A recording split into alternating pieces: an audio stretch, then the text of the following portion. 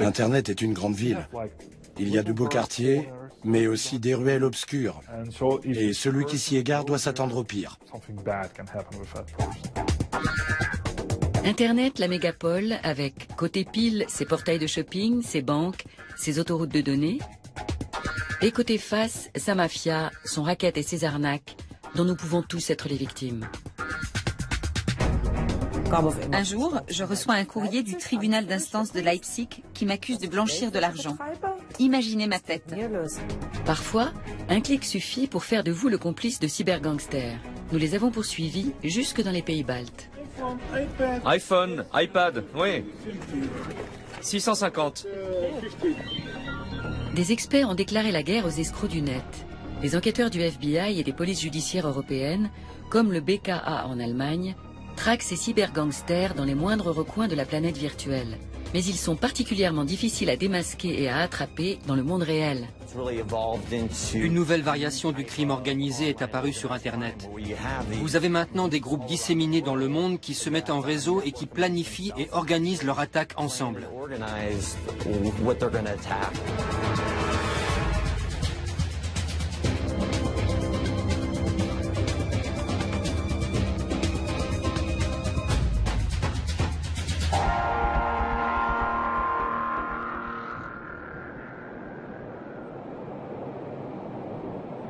La première affaire nous mène à Leipzig. C'est une histoire comme il s'en produit des milliers chaque jour, en Allemagne, en France et dans le monde entier. Ursula H., 67 ans, n'a qu'une minuscule retraite pour vivre. À la recherche d'un revenu d'appoint, elle tente sa chance sur Internet. Je vais sur meinestadt.de et là je trouve une rubrique petit boulot à 600 €. Je clique et l'adresse d'un certain Franco Martini apparaît. Un Italien, ça ne me disait trop rien, mais je décide d'essayer. Je lui écris que je suis intéressée par un petit job à 600 € et lui demande ce qu'il faut faire. Il répond « pas grand-chose, juste ouvrir un compte ». 600 € par mois. Ursula balaye ses hésitations et commet l'erreur de sa vie. Elle ouvre un compte. On lui attribue aussitôt un code PIN et des TAN. Le code PIN est un numéro d'identification personnelle qui sert à s'identifier sur le net. Les TAN sont des numéros d'authentification à usage unique destinés aux virements en ligne. Ensuite, il me demande mon code PIN et mes TAN. Je les lui envoie. Et il me dit, vous aurez les 600 premiers € dans une semaine. Je réponds, pourquoi? Je n'ai encore rien fait. Là, il me dit, pour l'ouverture du compte. Et il m'explique qu'il en a besoin car il vit en Italie, en Espagne et ne passe qu'occasionnellement en Allemagne. Mais avec le code PIN et les numéros d'authentification, Franco Martini peut disposer à sa guise du compte d'Ursula. Et pour les bandits du net, ça vaut de l'or. Nous avons rendez-vous au quartier général de l'Office fédéral de la police judiciaire allemande, le Bundeskriminalamt, ou BKA, logé dans une ancienne caserne des forces américaines en Allemagne. L'accès au site est hautement sécurisé. Mirko Manske nous attend. Il est commandant de police au BKA et responsable du département cybercrime. L'unité spéciale qu'il dirige est quotidiennement à la recherche d'escrocs du net, où qu'ils soient partout dans le monde, et il nous le confirme, les offres d'emploi à la Franco Martini sont toujours des pièges. Je me méfie toujours quand la prestation consiste à faire pour un autre, en mon nom, avec mes propres papiers d'identité, mon propre compte, ma propre adresse, quelque chose que cette personne pourrait aussi bien faire elle-même. Là, toutes mes alarmes s'allument. Parallèlement à ces ouvertures de compte, Franco Martini propose des produits à des prix imbattables sur le net.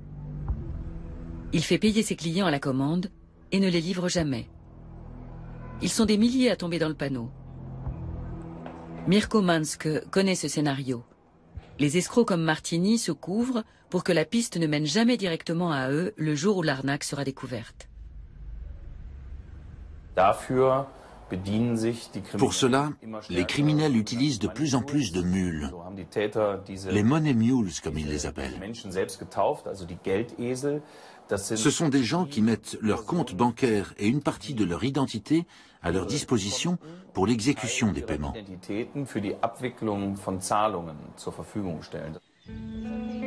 Durant 3 jours, c'est sur le compte d'Ursula que les clients de la boutique en ligne de Franco Martini versent leur règlement. L'escroc, qui a toutes les clés pour y accéder, transfère aussitôt l'argent ailleurs. Un jour, je reçois un courrier du tribunal d'instance de Leipzig qui m'accuse de blanchir de l'argent. Je ne comprenais rien à ce qui m'arrivait. Alors je suis allée voir ma fille et je lui ai tout raconté. Au début, j'avais tellement honte d'avoir fait une telle bêtise que je voulais m'en sortir seule. Mais c'est impossible. C'est déjà trop tard. Peu après, la justice rend son verdict. Ursula ne peut même pas se défendre, car il n'y a pas d'audience. Elle est condamnée à une amende de 2 250 €. Elle n'y comprend rien.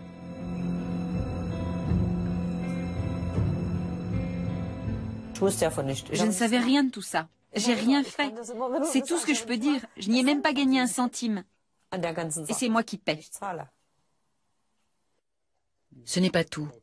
Une cliente qui n'a jamais reçu l'article qu'elle a commandé et réglé à la boutique en ligne de Franco Martini réclame des dommages et intérêts. Elle porte plainte et obtient gain de cause. La retraitée va devoir travailler des années pour les payer. Nous partons en quête de Franco Martini. Incroyable, il est toujours à l'affût sur Internet. Nous découvrons une offre d'emploi avec une adresse à Hambourg et un numéro de téléphone berlinois. Nous envoyons un mail à l'escroc sous un faux nom. Nous nous disons très intéressés par un petit boulot et prêts à commencer au plus vite. 2 jours plus tard, réponse de Martini. Nous avons le job. Félicitations. Il nous demande d'ouvrir un compte et de lui transmettre notre code PIN et nos TAN. Nous créons le compte, mais lui donnons de faux numéros. Martini réagit. Il ne trouve pas ça drôle du tout. Son ton se durcit. Oh pardon, c'est une erreur. Nous proposons de passer en personne, lui remettre notre code PIN et nos numéros de transaction. Il répond qu'il est en Sardaigne pour raisons professionnelles et que sa patience a des limites. Oh, quel heureux hasard, notre fille y part la semaine prochaine. Sa réponse est lapidaire, je n'ai pas le temps. Nous lui révélons que nous sommes journalistes et lui proposons une interview anonyme. Quelques minutes plus tard, son adresse e-mail devient introuvable. Martini a disparu dans l'océan des données numériques.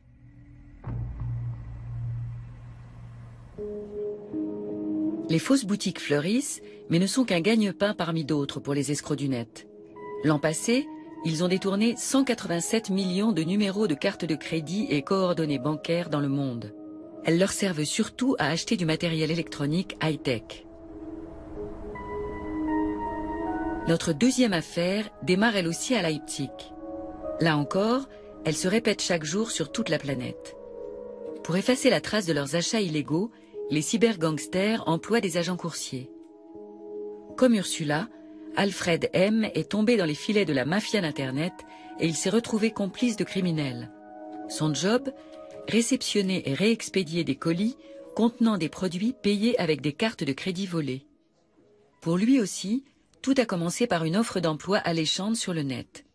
Et là encore, la bonne nouvelle ne tarde pas. Dans un allemand étrange, on lui propose de travailler comme représentant au support externe. On lui fait miroiter un salaire de 2 000 € par mois. Il nous a fallu plusieurs échanges téléphoniques pour convaincre Alfred M. de nous raconter son histoire depuis le début. La première fois, il insiste pour nous rencontrer dans une rue très fréquentée. Vous pensez qu'il y a des raisons de craindre ces gens? Oui. Pourquoi? Il y a des millions en jeu. Et on nous l'a appris à l'école. À partir d'une certaine somme, les gens peuvent tuer pour de l'argent. Au départ, Alfred est très intéressé par cette offre d'emploi déposée en apparence par une entreprise nord-américaine du nom de MBE. Ils m'ont demandé si je voulais gagner de l'argent. J'ai répondu oui. Que s'est-il passé ensuite? Ils m'ont fait une proposition d'emploi. Il s'agissait d'envoyer des paquets.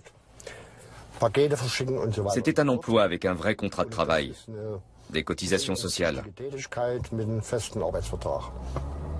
Et je n'ai rien trouvé qui porte à croire que c'était illégal. Alfred signe le contrat. Il y trouve même des détails sur la grille de salaire, sur les primes, et une photo de sa jolie interlocutrice, Alexa Corey. Le commandant Mansk nous explique que ces agents coursiers ont un rôle essentiel dans le jeu des cybercriminels.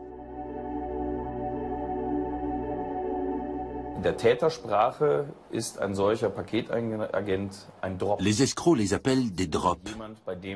Ce sont des personnes chez lesquelles l'on peut déposer, dropper des choses. Ils s'en servent notamment pour acheter des produits coûteux sur de grands portails Internet, le plus souvent de l'électronique ou des vêtements, à l'aide de cartes de crédit acquises illégalement ou de données bancaires obtenues par espionnage informatique. C'est à ces agents qu'ils font livrer leurs commandes.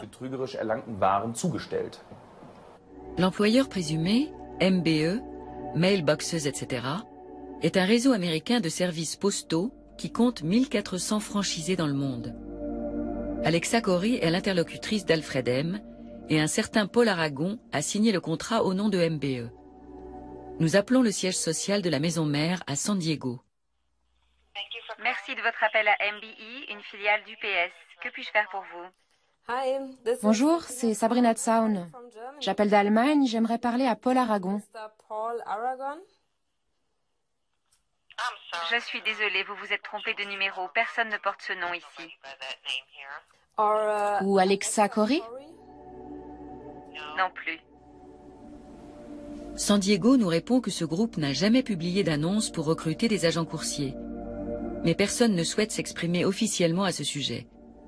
MBE Allemagne prend quand même position. Ils nous disent savoir que l'on recherche sur Internet des agents coursiers pour le compte de MBE, mais ils insistent, ces offres peu sérieuses n'ont rien à voir avec le système de franchise MBE. Les escrocs ont manifestement usurpé l'identité de l'entreprise sur le web. Ils ont copié à la perfection son nom, son adresse et son site. Ne parlant pas anglais, Alfred M. n'appelle pas MBE, ni aux États-Unis, ni en Allemagne. Pourquoi le ferait-il d'ailleurs? Via Internet, tout marche comme sur des roulettes. On lui livre les colis chez lui chaque jour. Il s'agit d'articles électroniques le plus souvent. Et presque au même moment, son employeur lui envoie par mail le contenu exact des colis, ainsi que des bordereaux d'expédition. Comme on le lui a demandé, Alfred M. emballe plusieurs paquets dans un grand carton sur lequel il colle la nouvelle adresse. Ensuite, de célèbres agences de coursiers passent les prendre. Alfred se souvient que 80% des colis partaient pour l'Estonie.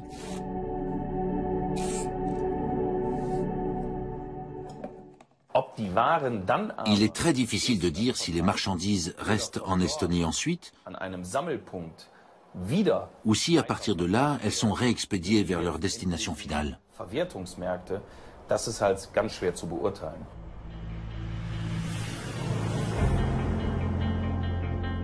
Nous nous envolons pour Tallinn, la capitale estonienne. L'Estonie est le pays le plus au nord des Balkans.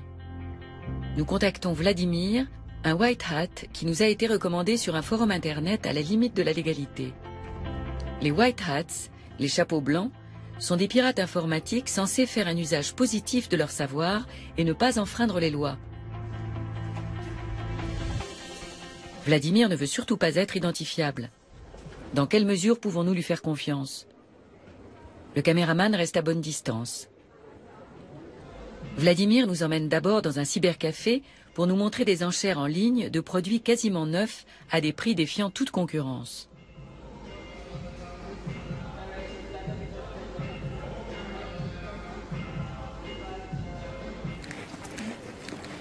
Il nous conduit ensuite aux environs de la gare de Tallinn. Les voies sont bordées de halls abritant diverses boutiques. On y vend des accessoires pour les derniers téléphones portables à la moitié du prix officiel.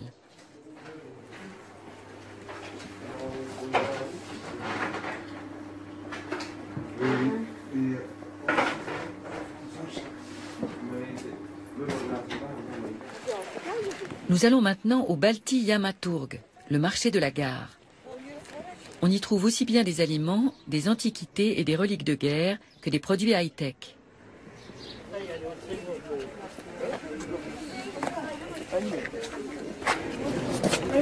iPhone? iPad? Vous parlez anglais? Oui? C'est un iPhone 4S. 64 gigas.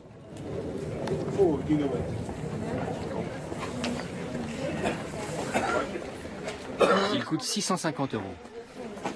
En Allemagne, ce smartphone vaut au moins 850 € neuf. 650.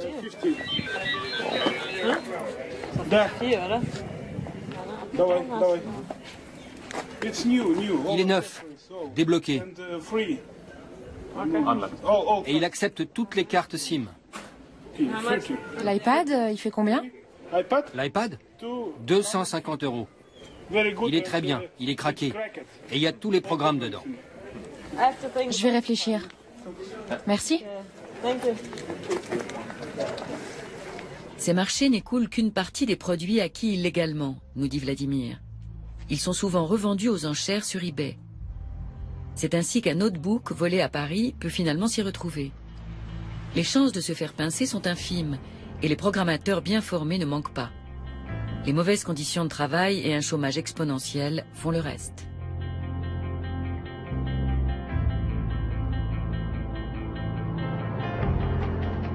Alfred nous a transmis les adresses auxquelles il expédiait les colis.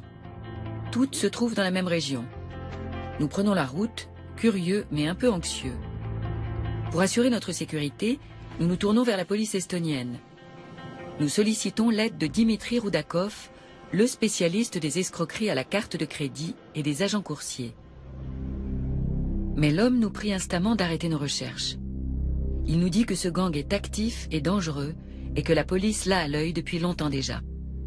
Nous lui demandons une interview sur ce dossier, il refuse. Il n'aborde que des affaires déjà bouclées. Quand la procédure est close, je peux parler. Mais quand une affaire est en cours, nous ne pouvons rien dire, ni officiellement ni officieusement. C'est comme si elle n'existait pas. Officiellement, les coursiers receleurs de colis n'existent pas en Estonie. À défaut d'informations, nous repartons avec une parabole. Internet, c'est comme une ville. Vous allez dans une rue, il y a des rues bien éclairées, surveillées par la police, où l'on peut circuler sans danger. Vous pouvez vous y balader, faire les boutiques, y passer du temps, dépenser de l'argent. Mais comme dans toute ville, et Internet est une véritable métropole, il y a aussi des ruelles obscures. Et s'y aventurer n'est pas sans risque. Celui qui s'y égare doit s'attendre au pire.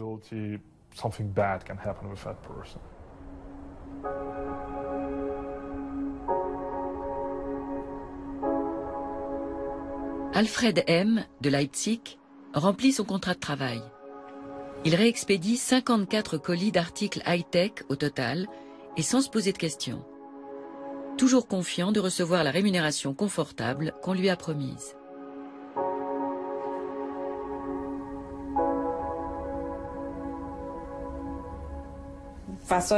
Combien deviez-vous être payé pour cela? Pour chaque colis traité et étiqueté, 25 €. Vous auriez dû recevoir combien d'argent alors? J'aurais dû toucher autour de 3 000 € pour mon travail. Et combien avez-vous eu réellement? Je n'ai jamais rien reçu de cet argent, malgré mon mail de relance. Au lieu de cela, il reçoit un jour un courrier le sommant de payer ou de renvoyer la marchandise. L'Allemand tombe des nues. Les escrocs n'ont pas seulement utilisé son adresse comme boîte à lettres, ils ont également passé des commandes en son nom. Les entreprises lésées réclament des dommages et intérêts. J'ai écrit à Rewe et KitKong que c'était une affaire de cybercriminalité et que je n'avais pas de quoi payer actuellement. Où aurais-je trouvé l'argent? Je ne peux pas payer. Alfred affirme n'avoir rien commandé. Mais en mars 2012, le parquet le condamne à une amende de 50 fois un taux journalier de 10 €. Et les frais du procès sont à sa charge.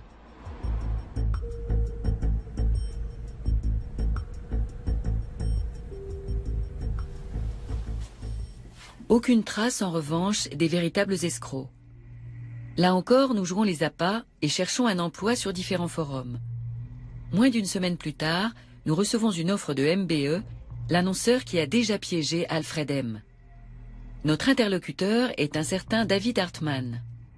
C'est un emploi dans le domaine de l'aiguillage et du transport d'électroménager. Il ne requiert aucune connaissance ni aptitude particulière. Nous exprimons notre intérêt. Au bout de 24 heures, nous recevons un contrat de travail par mail. Il est plus sophistiqué que celui d'Alfred M. Tout y est détaillé. Les perspectives professionnelles, les congés, la couverture sociale et même le taux d'imposition.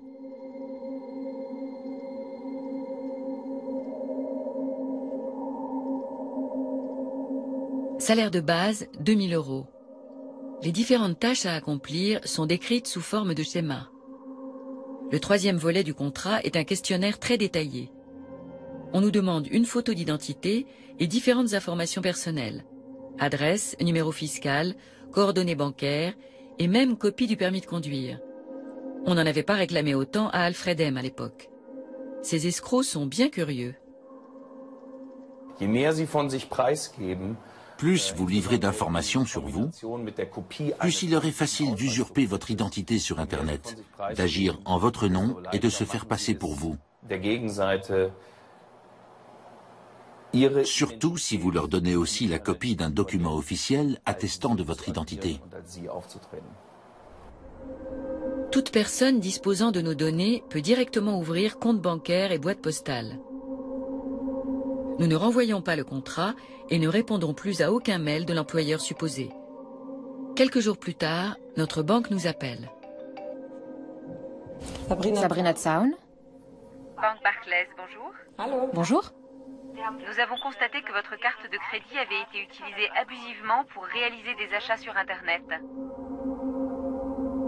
La banque bloque aussitôt la carte. Mais qui a bien pu se procurer nos coordonnées bancaires? Et où? Nous n'avions pas renvoyé le contrat. En attendant, l'accès en ligne à notre compte courant est bloqué jusqu'à ce que nous confirmions à la banque que notre ordinateur est de nouveau sain.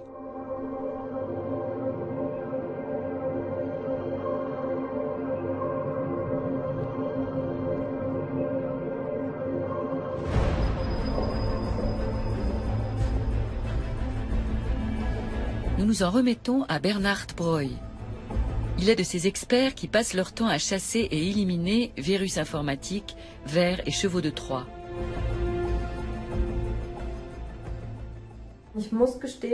Alors que j'étais sur Internet, une fenêtre s'est ouverte pour la mise à jour d'un logiciel que je ne connaissais pas.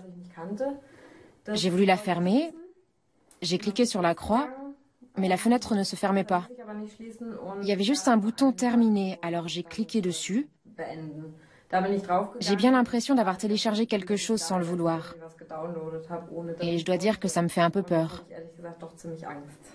Je vous propose de faire un scan approfondi avec un antivirus qui s'appelle Kaspersky.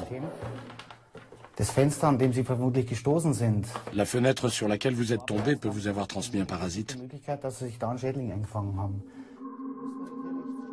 Avons-nous un cheval de Troie sur l'ordinateur?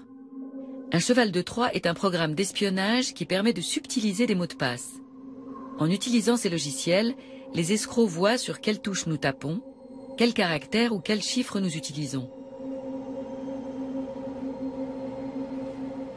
Vous avez souvent des clients complètement paniqués?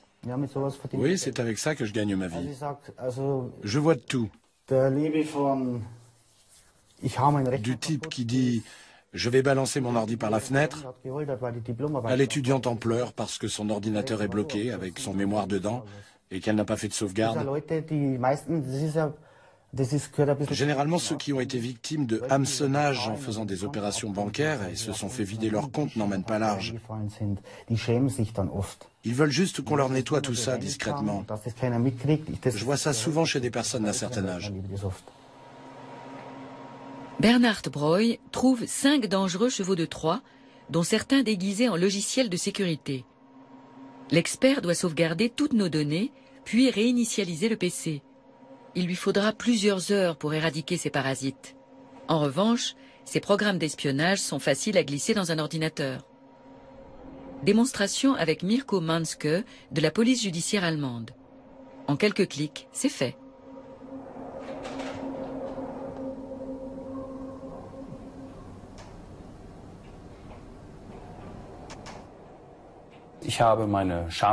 J'attache mon logiciel à une photo et je le cache dedans. Ensuite, je poste cette photo sur une plateforme d'échange gratuite. La voilà. Plus qu'à attendre qu'on la consulte. Je vais donc faire en sorte que Madame Zaun télécharge la photo. C'est tout simple. Je cherche son profil sur Facebook et j'écris quelque chose sur son mur. Un texte court qui se réfère à la photo et va attiser la curiosité. Le message apparaît sur la page Facebook que nous avons créée pour l'occasion. Un seul clic sur l'image suffit. Le logiciel malveillant s'installe à notre insu. Sur mon serveur de contrôle, Madame Zaun apparaît en tant que test 1. Et désormais, nous voyons à peu près tout ce qu'elle fait sur son ordinateur.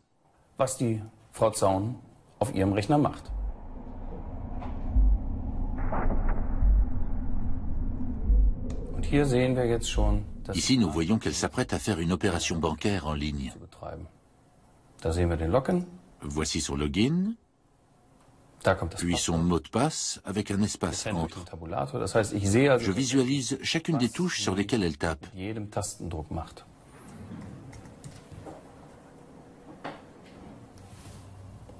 Et nous voilà dans son compte.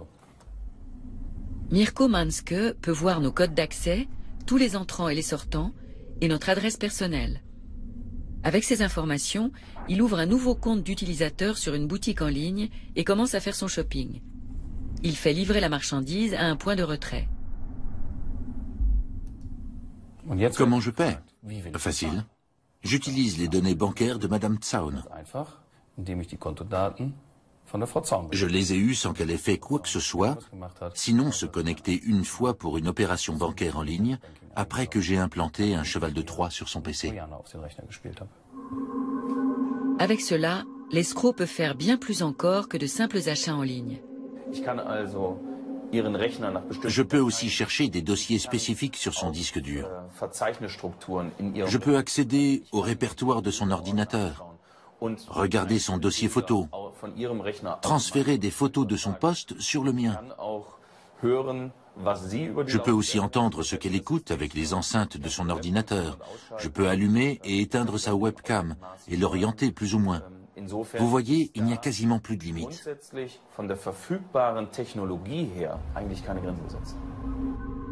Même les ordinateurs de la CIA et du Fonds monétaire international ont déjà été espionnés par le passé.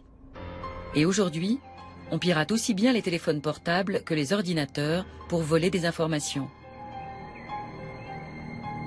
Des particuliers, mais aussi de plus en plus d'entreprises en sont victimes. En Allemagne, 2/3 d'entre elles ont déjà perdu des informations confidentielles. C'est le deuxième pays le plus touché après les États-Unis et avant la France. À Dublin, la société de sécurité informatique Symantec possède un centre ultramoderne pour traquer et neutraliser les programmes malveillants à l'échelle mondiale. 750 personnes y travaillent.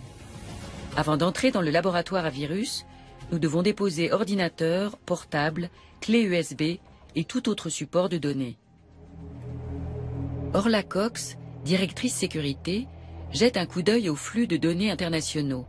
C'est ce qu'elle appelle la pulsation de l'Internet. Ce réseau est constitué de 240 000 capteurs répartis sur plus de 200 pays et 180 millions de systèmes dans le monde. Nous découvrons 15 000 nouvelles menaces par jour. Comme il n'est pas humainement possible d'en observer et d'en analyser une telle quantité, nous avons créé des systèmes d'analyse automatique.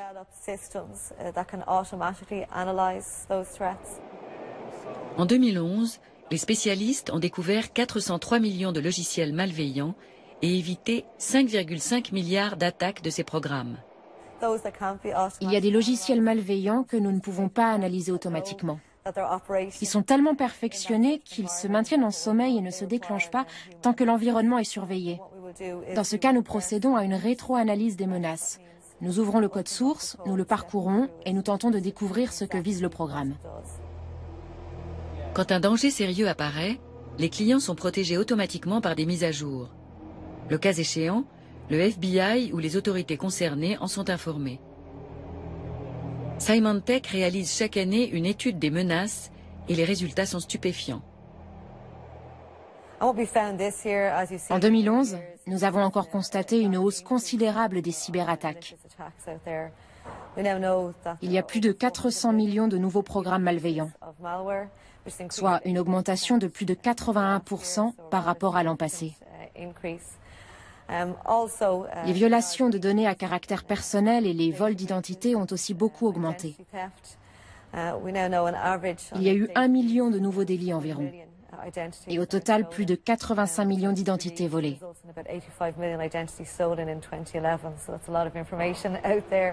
L'Allemagne est particulièrement touchée. Cette année, l'Allemagne est première sur la liste des victimes de programmes malveillants en Europe. Les dommages liés à la cybercriminalité s'élèvent à 24 milliards d'euros. C'est une perte considérable pour les Allemands.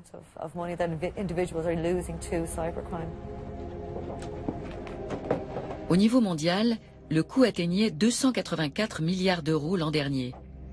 Un montant supérieur aux recettes du trafic de la marijuana, de la cocaïne et de l'héroïne réunies. Soudain, l'atmosphère devient grave chez notre expert en sécurité informatique. Les spécialistes scrutent leurs moniteurs l'air inquiet. Un nouveau problème? Manifestement. Un virus qu'ils n'avaient pas encore rencontré se propage et il est particulièrement intéressant.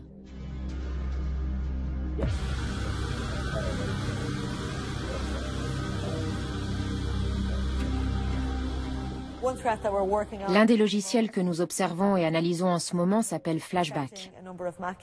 Il ne s'attaque qu'aux Mac. C'est la plus grosse menace que nous ayons vue à ce jour sur des Macintosh. 600 000 ordinateurs au moins sont déjà infectés. Et nous tentons d'identifier les objectifs de ce programme. Ils contactent immédiatement leurs collègues en Asie, car la journée est bientôt finie à Dublin. Ce sont eux qui vont prendre le relais. Cette collaboration par-delà les frontières et les fuseaux horaires est leur seule chance de l'emporter contre les mauvais génies du net.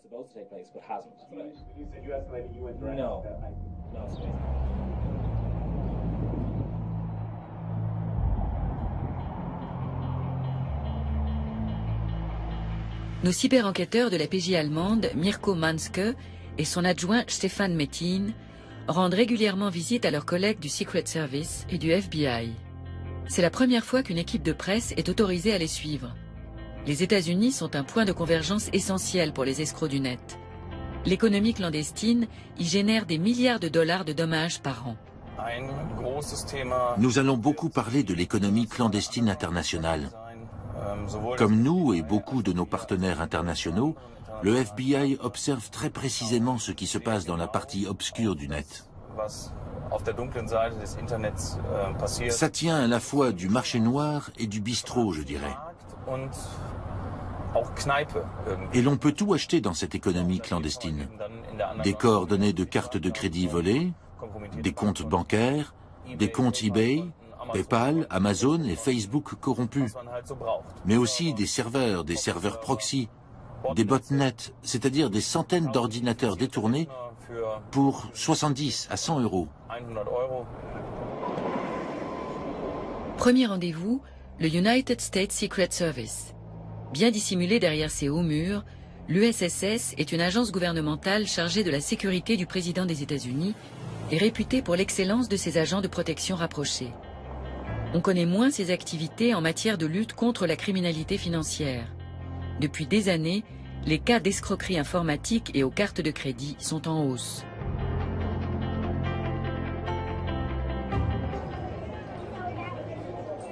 La croissance fulgurante de la cyberéconomie souterraine en Europe créait bien des difficultés aux enquêteurs. En l'espace d'un an, ils ont répertorié plus de 70 000 fournisseurs différents et plus de 44 millions de messages sur des serveurs clandestins. Sur les 10 plus grands escrocs du net, 6 vendent des cartes de crédit piratées et sont en réseau sur l'ensemble du globe.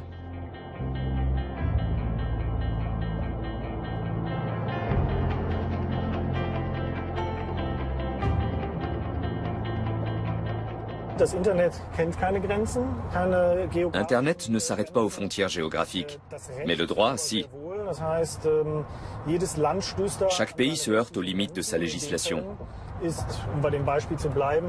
Par exemple, si les Américains constatent qu'un serveur qui propage des logiciels malveillants ou recueille des données corrompues se trouve en Allemagne, ils ne peuvent pas simplement y aller et dire « on retire les données du serveur ».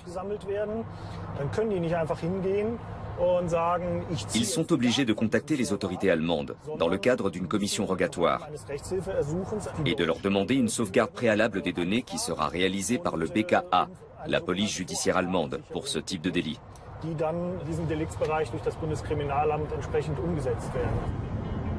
C'est une nouvelle génération de menaces qui pèse sur les internautes. Au début des années 70, personne n'imaginait que ces virus, qui étaient plutôt l'œuvre de plaisantins, deviendraient des armes dévastatrices. Aujourd'hui, on développe des logiciels malveillants pour faire de l'argent. Nous n'avons plus affaire aux programmateurs eux-mêmes, mais à des clients de ces programmateurs qui utilisent de manière frauduleuse ou criminelle les logiciels qu'ils ont créés.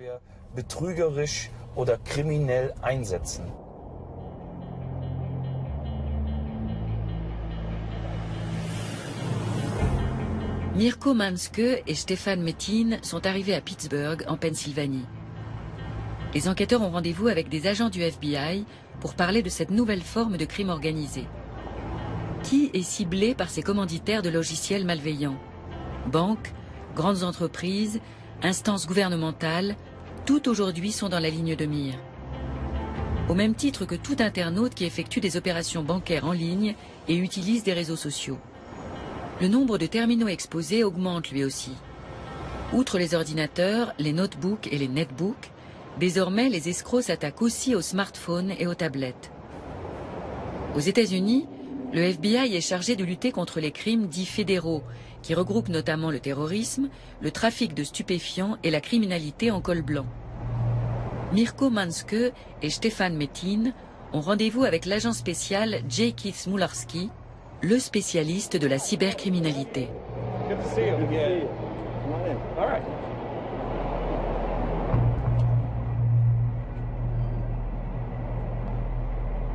Au menu, pour commencer, la cyberattaque d'un gang international de pirates informatiques qui a infecté plus de 570 000 ordinateurs en 2011.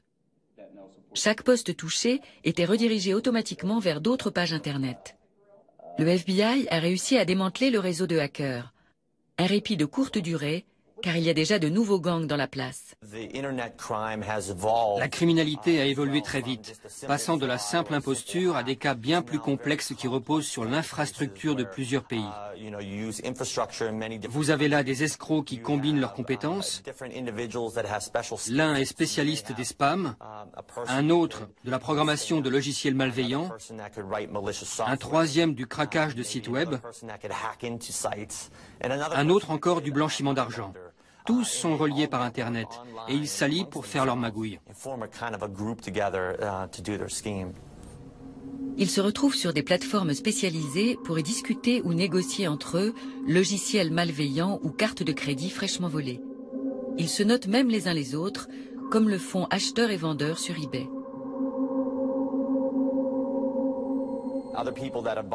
Ceux qui ont acheté des services auprès de tel ou tel escroc donnent leur avis. « Hey, le produit de ce gars est vraiment bien. C'est un bandit de première classe, un type réglo. Tu peux être sûr d'en avoir pour tes 5 000 $. Il y a même de la publicité dans la cyberclandestinité. Si vous voulez sortir du lot parmi 20 gars qui vendent des cartes corrompues, il faut faire de la pub, comme dans le business réel. Sur l'Internet des criminels, tout est comme dans le vrai monde des affaires. il y a des vendeurs, des fabricants, des prestataires de services. C'est un marché juteux, mondial et 100% anonyme. Les enquêteurs ne peuvent confondre les gangsters que si ces derniers commettent une erreur. Alors, Mirko Manske et ses collègues guettent patiemment les ratages des bandits qu'ils attirent en se faisant passer pour des escrocs. Ils tentent de gagner leur confiance en chattant avec eux.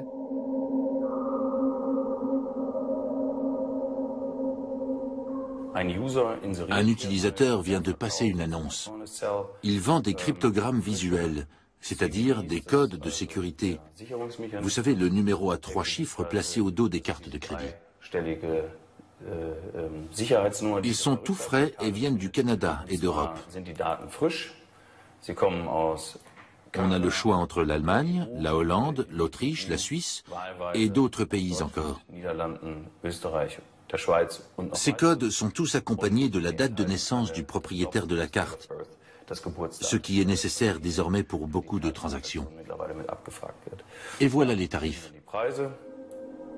Une carte de crédit volée avec ses données confidentielles se vend autour de 10 € pièce. Si Mirko Manske les achète par lot, il aura même droit à un tarif dégressif. Le commissaire allemand prend contact avec le vendeur. En général, cela se fait via des chats gratuits. Je commence par lui dire qu'il est un escroc.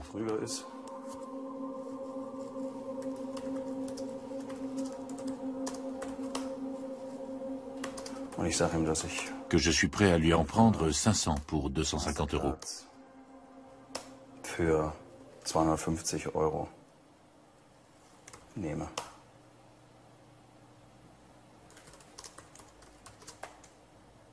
Ah, ok. 500 pour 500. Alors je lui propose 400 € pour 500 cartes. Le voleur est coriace, il n'accepte le marché qu'à 450 € pour 500 Mastercard. Le commissaire paie en Ucash, une monnaie électronique utilisée pour les paiements sur Internet. Les Ucash peuvent s'acheter dans les kiosques à journaux, les distributeurs de billets, à la poste ou dans les stations-service, et de manière anonyme. Il suffit d'indiquer le numéro du coupon pour régler. Le vendeur exige un prépaiement de 50% du montant. L'enquêteur paie. L'escroc respectera-t-il le marché conclu?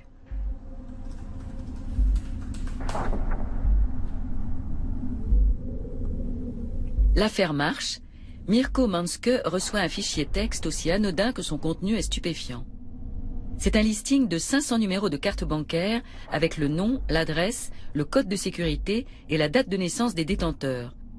Et il y a bien un expéditeur, mais impossible de le localiser. Dans la cyberclandestinité, il existe des hébergeurs dits bulletproof, c'est-à-dire des entreprises qui hébergent des serveurs dans des zones grises, échappant à toute réglementation, donc quasiment insaisissables. Pour cela, ils utilisent notamment le fast flux, une technique qui permet de changer en permanence le lieu d'hébergement d'un site. Au moment où je regarde une page, elle est hébergée aux États-Unis. 2 minutes plus tard, elle peut être hébergée en Allemagne. Ensuite, en Asie par exemple. Et 2 à 3 minutes plus tard encore, en Amérique du Sud. Quelques clics suffisent pour franchir plusieurs frontières. Ces possibilités techniques compliquent terriblement la tâche des enquêteurs. Ainsi, le FBI et Interpol ont mis 8 ans à confondre Quendrim Dobruna, l'un des plus grands pirates de cartes bancaires qui a longtemps figuré sur la liste des personnes recherchées.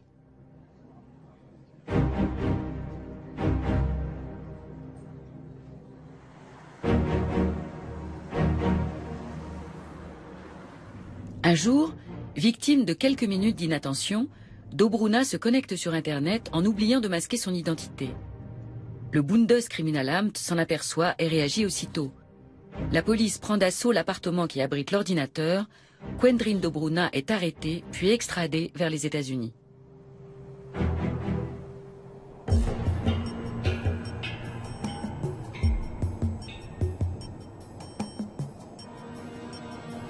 Pour enquêter sur la face obscure du net, le FBI a créé l'Alliance nationale pour la cyberanalyse et la cyberformation.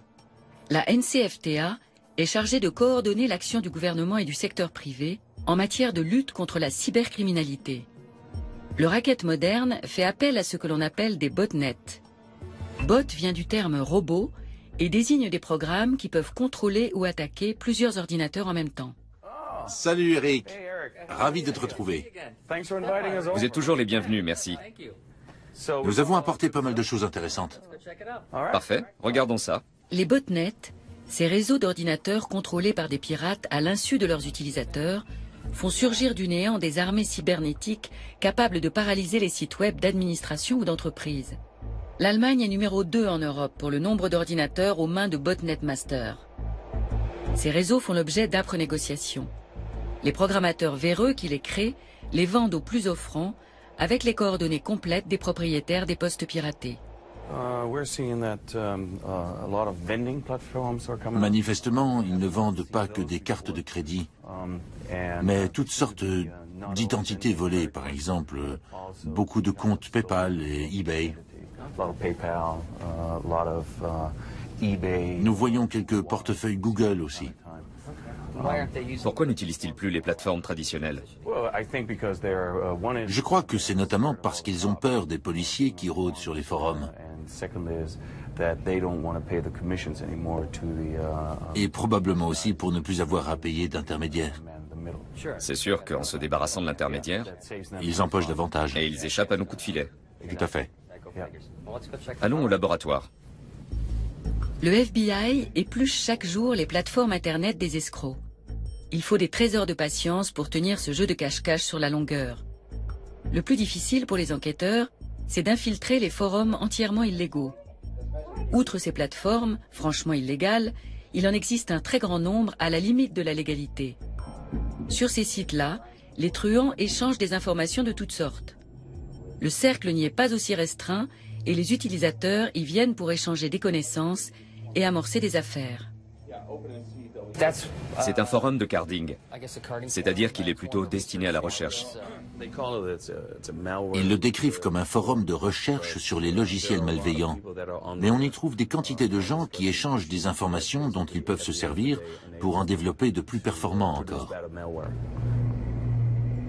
Et ce n'est pas tout. C'est aussi une plateforme sur laquelle des clients fortunés peuvent recruter quantité de programmateurs de talent.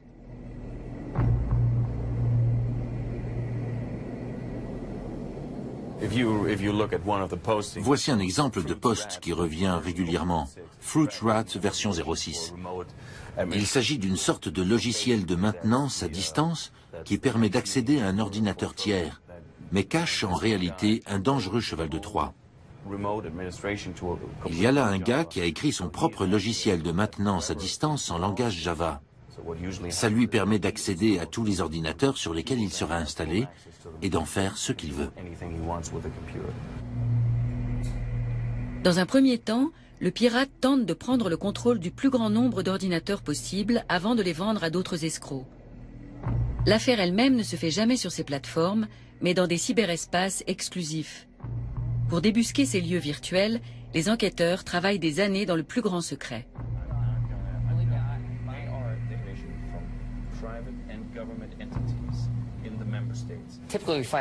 Généralement, ce sont nos méthodes d'investigation habituelles qui nous mettent sur la piste de ces forums d'escrocs. Aux États-Unis, nous avons des agents infiltrés. Et puis nous avons d'autres sources d'informations, comme les gens que nous arrêtons et qui font partie de ces forums. Bref, c'est le travail classique de la police.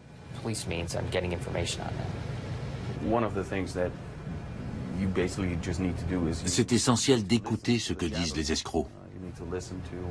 Leurs échanges vous mèneront naturellement à ces forums. Cela dit, c'est une chose d'être là, c'en est une autre de comprendre de quoi il est question.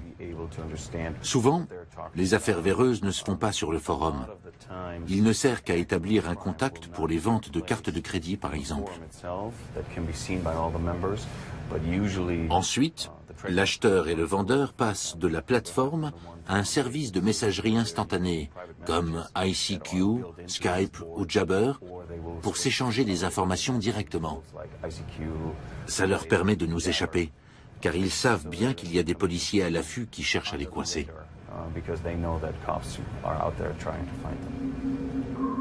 Mais même dans les cyberespaces accessibles aux enquêteurs, il se crée de plus en plus de forums secrets où les gangsters négocient les fameux botnets.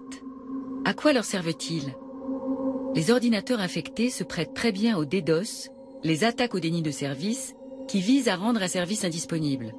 Lors de ce type d'agression, les ordinateurs commandés à distance bombardent de requêtes un même site internet simultanément. Ce flot de données surcharge la page et finit par la bloquer. Mirko Manske nous cherche un vendeur. Dans ce message publié hier, un certain Darkman propose un programme DDoS. Il est très stable et c'est une version de base qui peut provoquer des attaques par déni de service. Autrement dit, si j'installe ce logiciel sur plusieurs ordinateurs à l'insu de leurs utilisateurs, je peux bloquer l'accès à une page Internet en saturant un serveur. C'est déjà compris dans la version de base et je peux commander différentes options en plus. Le vendeur indique une adresse Internet. Elle conduit l'enquêteur à une plateforme sur laquelle on peut envoyer et recevoir des messages de manière anonyme. Le commissaire et l'escroc commencent à discuter.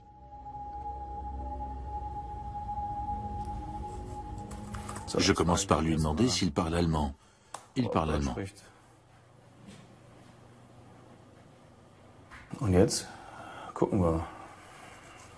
Alors on va déjà chercher à savoir d'où vient ce programme.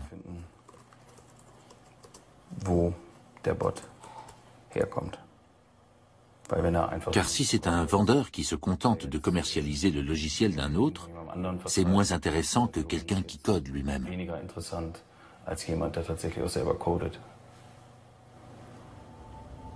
Le programme coûte 600 €.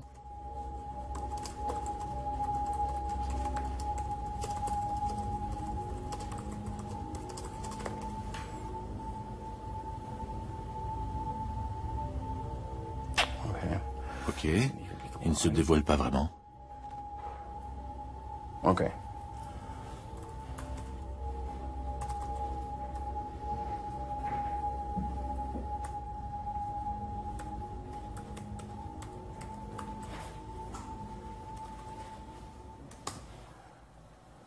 Oh, c'est du rapide. Das ging fix.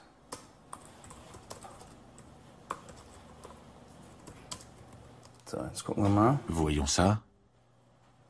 Ja. Ah, le voilà. Da ist eine Le fichier fait 5 mégas et il s'appelle Backend. So, die hätte ich Je le prends. Mirko Manske va vérifier si ce programme est assez puissant pour paralyser le site de la police judiciaire allemande en le bombardant de requêtes. Momentan ist Le site du BKA est encore accessible. noch erreichbar. Voyons s'il y a moyen de changer ça. Ändern können. Dazu würden wir jetzt Nous allons lancer une attaque DDoS. Angriff starten. Dazu Je commence par noter le nom de l'attaque. hier würde ich die Là, j'indique le type d'attaque choisie. verschiedensten Angriffsarten kann ich hier auswählen. Hier Là, la cible de l'attaque, c'est simplement le nom du domaine. 15 threads. Je mets 15 fils d'exécution et un délai de 60, ce qui veut dire que la demande se répétera toutes les 60 millisecondes. Und Et dann il ne reste plus qu'à cliquer sur Start. einfach auf Start. L'attaque du serveur du Bundeskriminalamt commence. Les paquets signalés en noir proviennent des ordinateurs infectés. Ils cherchent à immobiliser le serveur et bloquer l'accès au site du BKA. Un véritable attaquant aurait atteint son objectif et il aurait eu plusieurs solutions pour exploiter cette situation.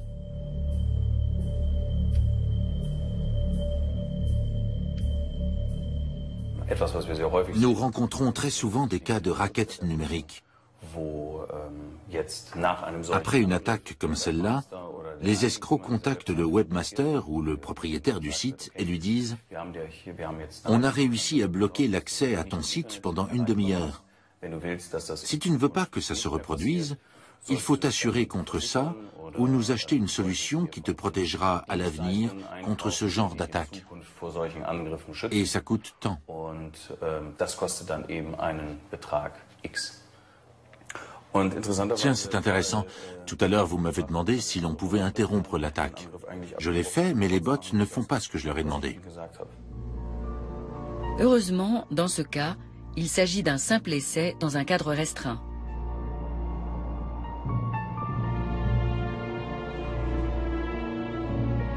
En 2007, les choses se sont passées tout autrement en Estonie. Le pays balte a été victime alors de la plus grosse attaque DDoS de l'histoire d'Internet à ce jour. Lauri Allman était secrétaire d'État à la Défense à l'époque. Je me souviens exactement de ce que j'ai ressenti à cet instant. J'avais l'impression d'être en plein film de science-fiction. J'étais en train d'écrire un SMS à mon supérieur, le ministre de la Défense, à qui je disais « Je pense que l'Estonie est en train de subir une cyberattaque ». Et au moment d'appuyer sur « Envoyer », je me suis demandé s'il allait me croire ou s'il allait me prendre pour un fou. C'était tellement surréaliste. Une telle attaque, ici. La guerre cybernétique avait fini par arriver jusqu'à nous.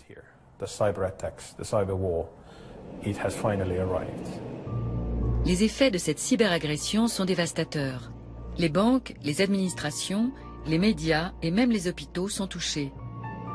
Les requêtes à l'origine de l'engorgement du serveur proviennent de points disséminés sur toute la planète.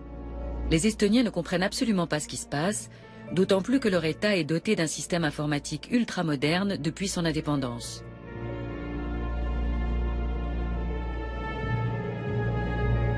Le moment le plus critique est arrivé quand les attaques ont commencé à toucher les opérations bancaires. En Estonie, 98% ou plus des transactions bancaires se font via Internet. Alors passe encore que des gens n'accèdent plus à la page web du gouvernement. Soyons honnêtes, personne ne le fait ou très peu de gens. Mais s'ils n'ont plus accès à leur argent, c'est plus grave. Les Estoniens descendent dans la rue. Des magasins sont pillés, de graves affrontements ont lieu entre la police et les casseurs.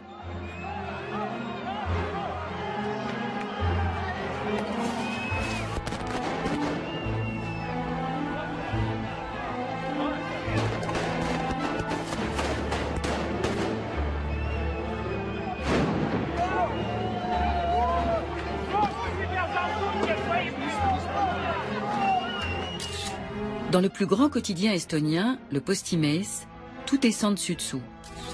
Les ordinateurs de la rédaction sont touchés et comme paralysés.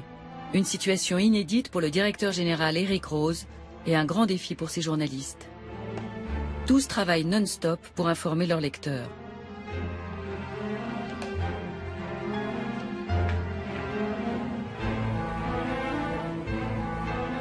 On devient assez émotif quand on se sait attaquer. Je pense que l'on ressent à peu près la même chose que Bruce Willis dans le film Die Hard 4, Retour en enfer, qui décrit une situation identique. Le journal continue de paraître. Outre les magasins victimes de pillages, les banques essuient les plus grosses pertes. Les banques, le secteur des télécommunications et les agences gouvernementales y ont vraiment perdu. Pour eux, le manque à gagner s'élevait à plusieurs millions d'euros. Mais jusqu'ici, les banques préfèrent taire l'ampleur des dégâts. Nous avons rendez-vous avec le chef de la sécurité de la banque SEB. Une attaque comme celle-là pourrait-elle se reproduire? Absolument. Les attaques de ce type peuvent se reproduire à tout moment. La question n'est pas tant de savoir si, mais quand elles vont avoir lieu. Les motivations des attaquants ne sont pas forcément politiques. Elles peuvent être économiques ou d'un autre ordre. Mais ce type d'agression est très facile à mettre en œuvre et il y en aura forcément d'autres. Reste à savoir quand. D'où l'attaque provenait-elle? Était-elle l'œuvre d'un individu ou l'action concertée d'un groupe? Ces questions ne sont pas encore toutes élucidées. En revanche, il est clair que cette offensive a servi d'avertissement pour tous. Je pense que nous devons garder ce type de scénario en mémoire. À mon avis, quand la prochaine grande guerre éclatera, les premières attaques ne seront pas le fait d'unités spéciales, ni de l'armée de l'air. Elles se feront via Internet.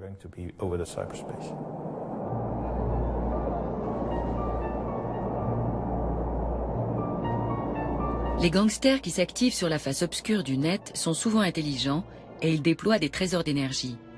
Des organismes d'enquête comme le BKA ou le FBI ont développé de nouvelles stratégies pour découvrir leur tour de passe-passe et cela commence à payer. En juin 2012, un groupe de truands qui œuvrait à l'échelle mondiale a pu être démantelé. C'était la première fois que l'économie souterraine se faisait battre avec ses propres armes. 24 pirates d'Internet sont soupçonnés d'appartenir à un réseau d'escrocs à la carte bancaire que le FBI vient de démanteler. Selon les autorités, ce coup de filet mené aux États-Unis, en Europe, en Asie et en Australie est la plus grosse opération policière contre des cybercriminels à ce jour. Le gang détenait les codes de 411 000 cartes de crédit piratées. Voici comment le FBI est parvenu à les piéger. Nous avons administré l'un de ces forums pendant 2 ans. Durant cette période, nous avons beaucoup appris sur leur façon d'opérer et sur ce qu'il fallait savoir pour administrer ces plateformes.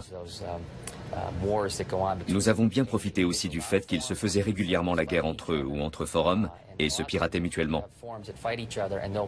Souvent, ils publiaient tout cela sur des sites ouverts à tous. Cela nous a permis temporairement de voir de près comment tout cela fonctionnait. Et ça nous a été fort utile. Le FBI a retiré sa plateforme de la toile au moment des arrestations.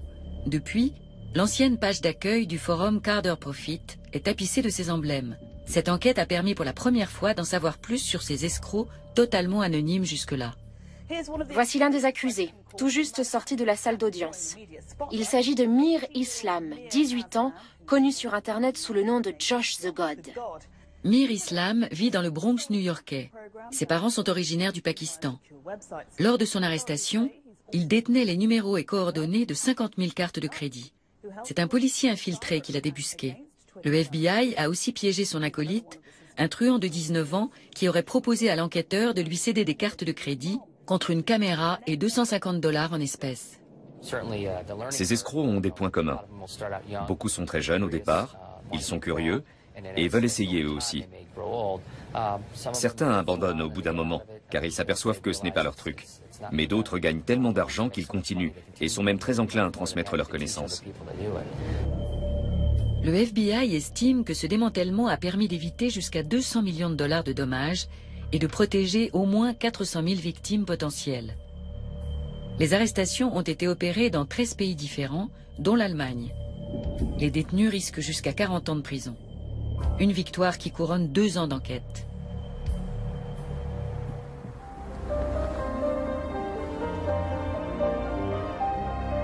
Dans le cas d'Ursula aussi, 2 ans ont passé. Alors qu'elle cherchait un revenu d'appoint pour arrondir sa maigre retraite, elle est tombée sur Franco Martini, un escroc qui lui a fait ouvrir un compte bancaire à son nom. Un compte dont il se servait pour blanchir l'argent tiré de ses escroqueries sur Internet. Quand l'arnaque a été découverte, Ursula a été considérée comme agent financier et condamnée à une amende de 2 250 €.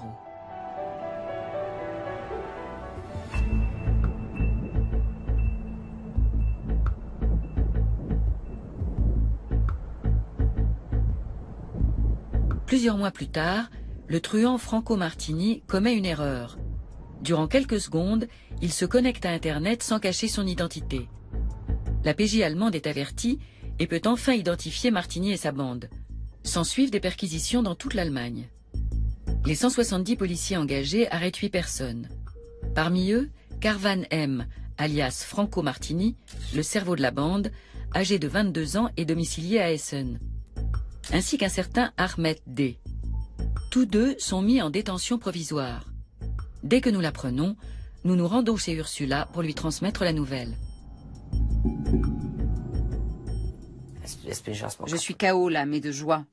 Enfin de la lumière au bout du tunnel.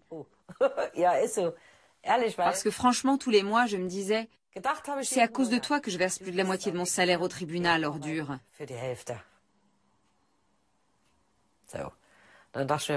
Où est-ce que tu te caches?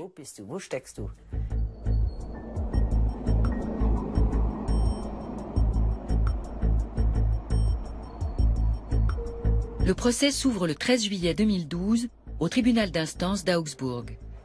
C'est la première grande procédure judiciaire contre des cybercriminels en Allemagne.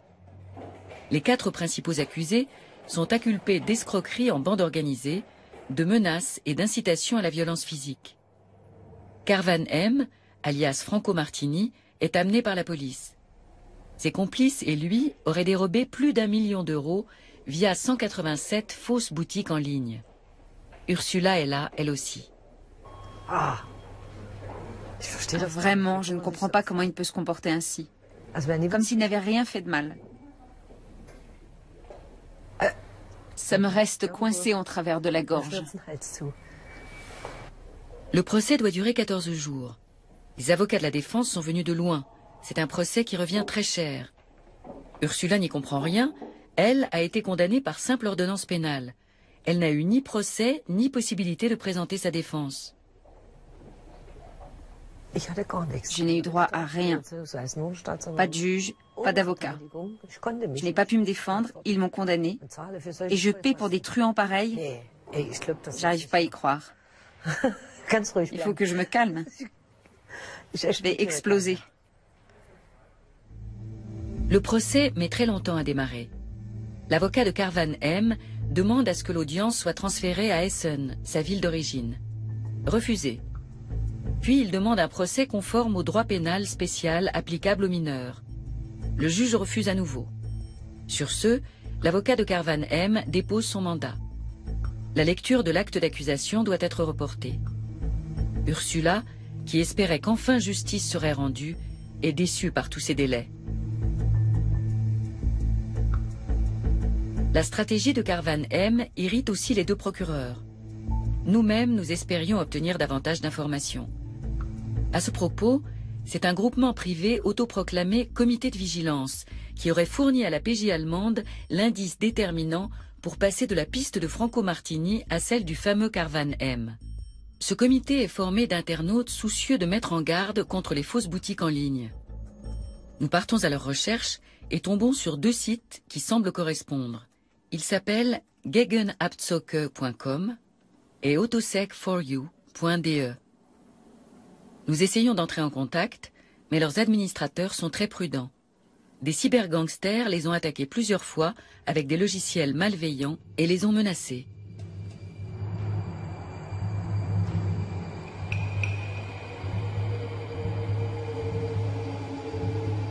Le comité de vigilance refuse de nous parler. Nous laissons des messages en nous recommandant de connaissances communes. Peu après, un initié nous contacte depuis Berlin. Sa tactique, comme celle des administrateurs du forum, consistait à se faire passer pour un acheteur auprès des escrocs. Il commandait des articles high-tech auprès de Martini & Co.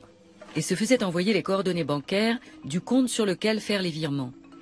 Dès qu'il les avait, il les transmettait à la police et aux banques qui gelaient les comptes.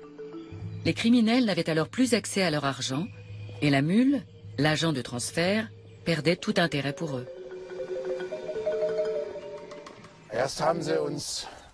Ils ont commencé par nous traiter de tous les noms. Ils intervenaient sur différents forums, chez nous et ailleurs, sous des noms comme Ha-Ha-Ha, Der-Ha-Ha et Der-Ha-Ha-Ha. Ils nous disaient, vous pouvez balancer tous les comptes que vous voulez, on en a encore 400 dans la manche.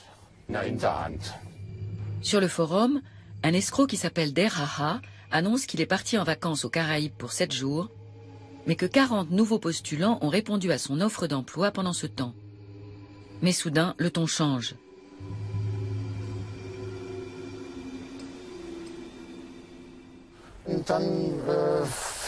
Ils ont commencé à nous menacer. Puis, ils ont employé des méthodes peu rassurantes pour atteindre les administrateurs du forum. Et ils en ont effectivement identifié un, qu'ils ont menacé personnellement.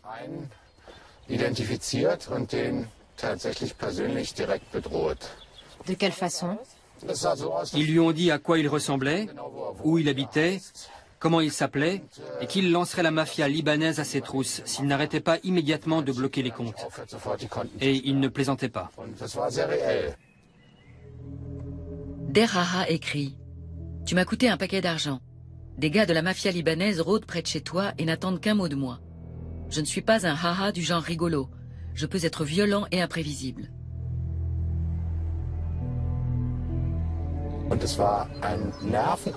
C'est devenu très éprouvant nerveusement quand nous avons compris que ces truands étaient vraiment sans scrupules, qu'ils étaient capables de mettre leurs menaces à exécution.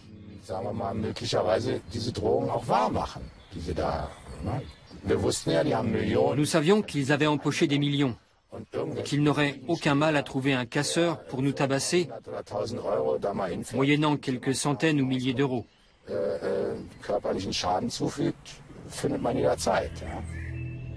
Notre initié se retrouve lui aussi dans le collimateur des cyberescrocs.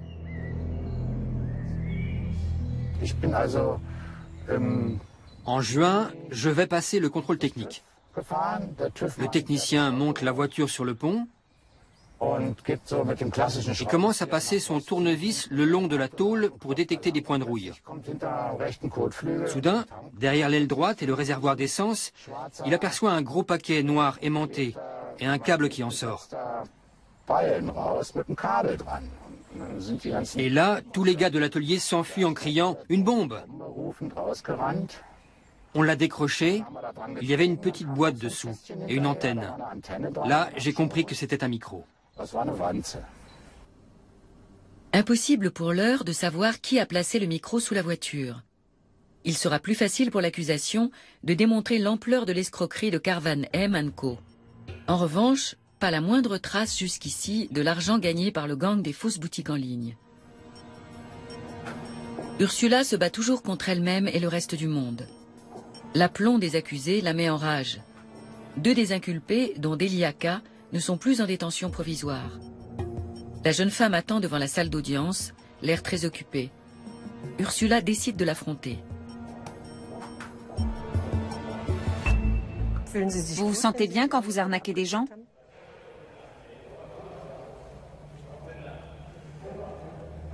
Certainement. Ça se voit. La femme ne réagit pas. Ursula se sent humiliée, mais elle prend son courage à 2 mains pour demander des explications à l'autre accusé. Vous vous sentez bien quand vous arnaquez des gens? Ça vous fait du bien? Absolument pas. Pourquoi avez-vous fait ça? C'est comme ça. Je ne sais pas si c'est pour l'argent qu'on fait ça. Les motivations sont différentes d'un individu à l'autre. Effectivement. Je ne pourrai jamais agresser une mamie dans la rue, ou sonner chez elle et lui arracher son sac. Je ne ferai jamais une chose pareille, et je ne l'ai jamais fait. Je n'en ai jamais eu l'intention. Alors vous pouvez imaginer comment je me sens. C'était en mai, non? J'ai un vrai boulot dans un hôpital comme infirmier anesthésiste. J'ai fait 6 ans d'études pour ça. Vous pensez que je serais prêt à risquer de perdre tout ça? Des regrets bien trop tardifs. Il ne pourrait jamais voler le sac à main d'une vieille dame, c'est pourtant ce qu'il a fait. À plusieurs reprises, il a trompé des personnes de bonne foi, comme Ursula.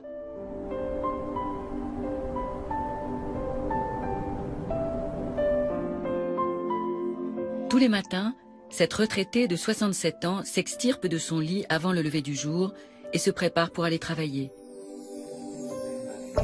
Ursula vit dans la hantise que d'autres victimes lui réclament des dommages et intérêts, mais c'est une battante.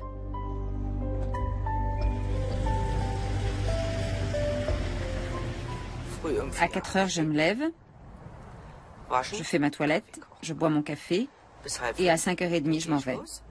Tous les jours, du lundi au vendredi.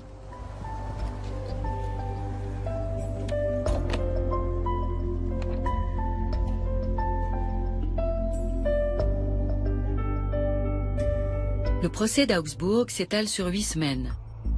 Nicolas R, Delia K et Ahmed D passent aux aveux. Seul le chef du gang, Carvan M, reste muet. Le jugement est prononcé le 21 août.